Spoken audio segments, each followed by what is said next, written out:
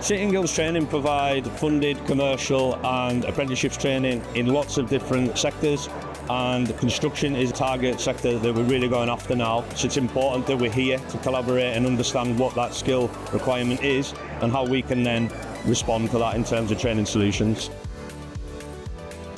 Everybody coming together, there's a really good atmosphere at the event, there's a really good energy involved, which is exactly what we need. We all need to be working together in partnership with each other, and I honestly think that we need more of this.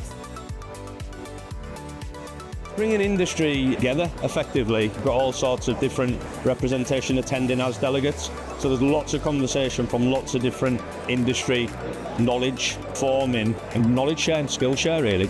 It's been a really good engaging event, lots of collaborative discussions around current and future skills needs within the construction sector.